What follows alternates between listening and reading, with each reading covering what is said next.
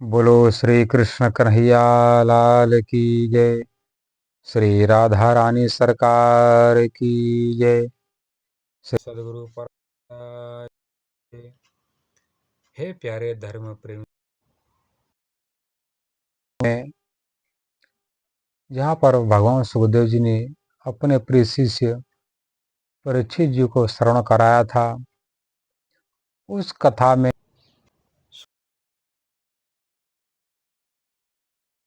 सुखदेव महाराज जी के चले जाने के बाद शौनकादि ऋषि ने सूत जी को ब्रह्मज्ञानी मान करके उनका अर्चना वंदना करके उनसे प्रश्न किया कि आप ब्रह्मज्ञानी हैं, आप उस परमात्मा की रहस्य को, परमात्मा की लीला को जानने के में आप सूर्य के समान है। कृपा कर आप हमको बताइए कि भगवान श्री कृष्ण जी इस धरती पर क्यों अवतार धारण किया था। तब सूत जी महाराज ने कहा कि देखो, सुखदेव महामुनि ने 10वें स्कंद की जो कृष्ण जी की लीला है वो सर्वप्रथम प्रथम स्कंद में आने चाहिए, पर उन्होंने 10वां स्कंद में कथा की श्रवण कराया। सनकादि ऋषि ने पूछा ऐसा क्यों। तब सूत जी कहते देखिए, संसार में 9 इंद्रियां जो कही जाती हैं, जो 9वां कहा जाता है, और जब तक जीव 9 इंद्रियों को नहीं जान लेता, उस 9 इंद्रियों को बस में नहीं कर लेता है, तब 10वां, इसको आत्मा हृदय कहा जाता है, और 10वां दरवाजा अनन्य परा प्रेम लक्षणा भक्ति का है, वो दरवाजा नहीं खुलता है। इसलिए 10वां स्कंद को निरोध लीला कहा जाता है।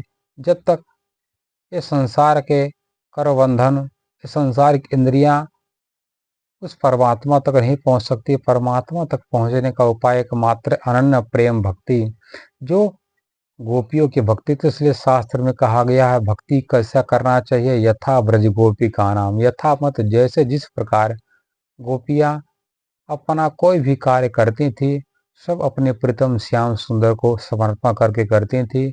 इसलिए उनका हर कार्य, उनका हर समर्पण पूजा भक्ति के रूप में परिणित हो गया। इस कारण से उन गोपियों में और प्रीतम श्याम सुंदर में कोई अंतर नहीं रह गया। इस कारण से प्रीतम श्याम सुंदर ने बंसी को बजा करके उन गोपियों, उन परमहंस को अपने बुला करके ग्वाल वाल सब कहते थे हम कृष्ण जी के प्रिय मित्र हैं। मैया कहती थी मेरा लल्ला है, बाबा कहते थे मेरा पुत्र, मेरा लाल है। फिर भी जो स्थान गोपियों को मिला वो स्थान किसी को नहीं मिला। इस कारण से कहा गया संसार में सर्वप्रथम भगवान नारायण की उत्पत्ति होती है। कहते हैं कि वर्ष पुग सहस्त्रांत्य तदंड मुदकेश्यम काल कर्म स्वभावस्थ जीव जीवम जीवत। हजारों वर्ष तक निर्जीव रूप में अंडा पानी में तैरता रहा, और जब पानी में तैरता रहा अंडा फूटता है। जब अक्षर ब्रह्म की शक्ति, चिदंश शक्ति जब काल कर्म स्वभाव से प्रवेश करती है तब तो अंडा फूटता है, और फूटते ही अपने आप को क्या देखते हैं कि मैं संसार का मालिक हूँ, मैं ही करता धरता हूँ, इसलिए एक हम मैं बहुत हो जाऊं। तो उन्होंने क्या सोचा कि जगृह पौरुषम रूपम भगवान महदादि भी संभूतम खोड़स कलमादो लोक शिक्षया। महो तत्व आज से निष्पन्न भगवान ने पुरुष रूप धारण किया। उन्हें पंच महाभूत, 10 इंद्रिय, एक मन और 16 कला थी, और संसार में प्रथम जीव होने के कारण से इनको हिरण्यगर्भ और संसार का उनका आदि पुरुष कहा जाता है। जितने भी जीव हैं उन्हीं से ही पैदा होते हैं और उन्हीं के अंदर समा जाते हैं। जिस प्रकार मकड़ी है, मकड़ी अपने मुख से जाल को पैदा करती है और उसी जाल में उलझ करके खुद मर जाया करती, उसी प्रकार संसार के जो जीव हैं नारायण से ही पैदा होते हैं और नारायण में ही जाकर के विलीन हो जाते हैं, और नारायण अपने कारण स्वरूप अक्षर ब्रह्म में, और अक्षर ब्रह्म अपने आनंद स्वरूप सच्चिदानंद अक्षरातीत परब्रह्म में विलीन हो जाते हैं। इस कारण से एक अक्षरातीत परमात्मा के अलावा कोई नहीं रहता। इसलिए सभी शास्त्र पुराण कहते हैं कि सबका मालिक एक अक्षरातीत है, वही सबके पुराण पुरुषोत्तम है। इसलिए नारायणादि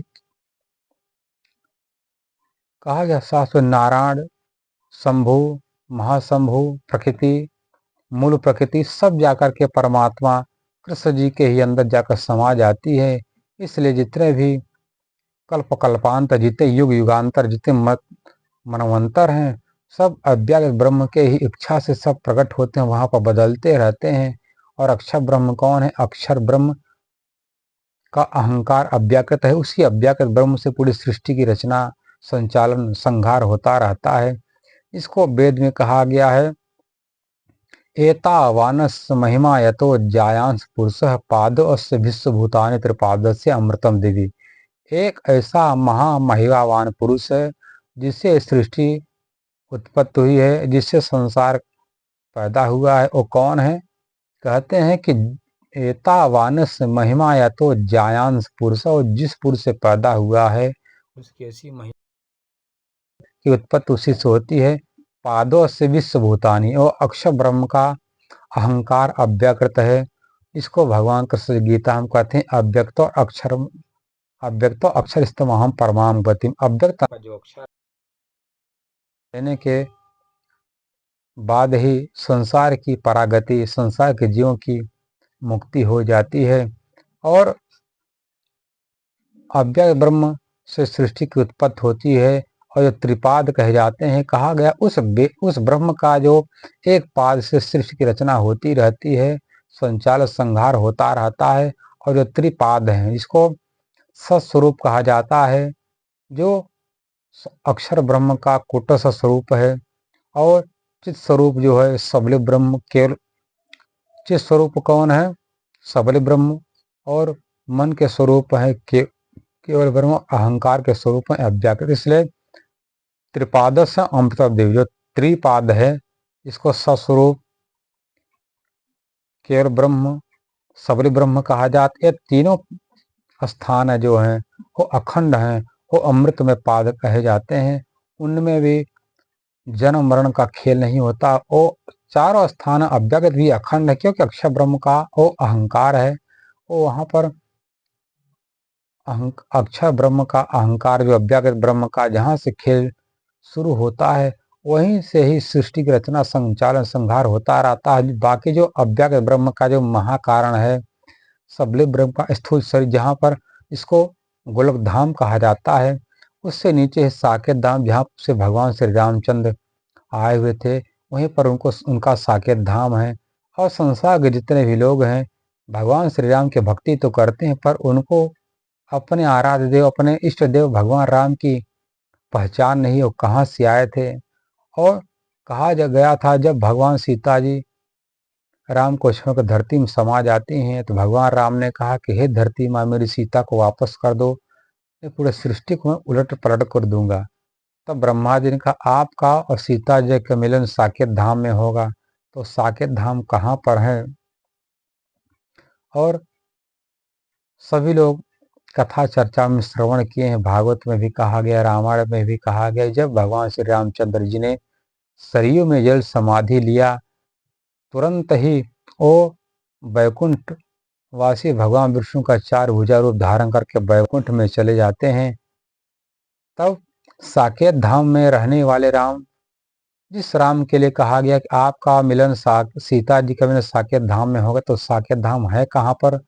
क्या वो सृष्टि के अंदर है? सृष्टि से में ही है। कहाँ पर है? जिसकी हम भक्ति करते हैं, उस इष्ट देव के बारे में हम यथार्थता या उनकी जब पहचान नहीं हो पाती है, तब तक हमारी भक्ति संपन्न नहीं होती है। और जब तक भक्ति में दुविधा, वो भक्त, वो प्राणी अपने इष्ट देव के प्राप्त नहीं कर सकता है। इस कारण से उस परमात्मा सच्चिदानंद अक्षरातीत कृष्ण जी के ही इच्छा से ये अक्षर ब्रह्म है, और अक्षर ब्रह्म के ही इच्छा से ये प्रकट होने वाले कौन हैं? ये आदि नारायण है। ये चारों तरफ पानी था, पानी में अपना घर ठिकाना बनाया, इसलिए इनका नाम पड़ा नारायण।